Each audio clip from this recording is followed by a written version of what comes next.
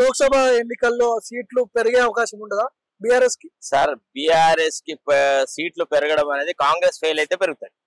ఈయన గలం, ఈయన స్పీచ్లు, ఈయన గలం అవన్నీ విని ఆ ఎల్పీ రికార్డులు అన్ని విని ఉన్నాం. కాంగ్రెస్ వస్తే మళ్ళా చీకట్లు వస్తాయి అంటాడు, లేదా అదంటాడు ఇదంటాడు. ఇప్పుడు ఆయన చెప్పడానికి ఆయనకు ఇంకో మాటే లేదు అసలు. ఫస్ట్ ఆఫ్ ఆల్ కేసీఆర్ బయటకు వచ్చి ఏం మాట్లాడాలా అనే విషయంలోనే ఆయనకు సందిగ్ధత ఉంది. తర్వాత రెండు, కేసీఆర్ ని తెలిసిన వ్యక్తిగా నేను చెప్తున్నాను, కేసీఆర్ ఎప్పుడు తొడగొట్టి యుద్ధం ప్రకటించిన వ్యక్తి కాదు. ఎవడో ఉద్యమం డెవలప్ చేస్తే ఈయన వచ్చి ఆ టైంకు నిలబడి జెండా ఊపుతాడు, లేకపోతే ఏదో అక్షింతలు వేసి మాటలు మాట్లాడతాడు తప్ప ఉద్యమాలను నిర్మించేటువంటి చాకచక్యం కేసీఆర్ కు లేదు.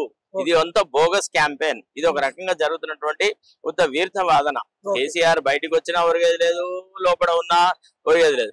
సరే, ఇంకోటి ఏంటంటే ముఖ్యంగా ఈ పార్టీకి ఇప్పుడు మన కాంగ్రెస్ ఏదైతే అధికారంలోకి వచ్చిందో ఈ పార్టీ క్రెడిబిలిటీ పెరగాలని అన్నప్పుడు మనం చేసిన ప్రామిసెస్ ని రోజువారీగా లెక్కించుకోవాలి.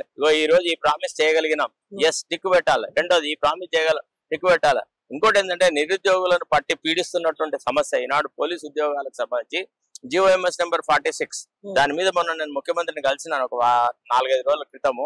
చాలా సావధానంగా సానుకూలంగా రెస్పాండ్ అయ్యారు.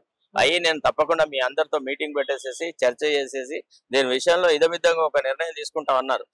RS ప్రవీణ్ గారు కూడా ఆయన కూడా ఈ విషయంలో రెస్పాండ్ అవుతూ GMS నెంబర్ 46 వల్ల గ్రామీణ ప్రాంతాలకు చెందిన ఉద్యోగస్తులకు ఉద్యోగాన్ని అర్థించే వాళ్ళకి అందరికి అన్యాయం జరిగిందని చెప్పినాడు.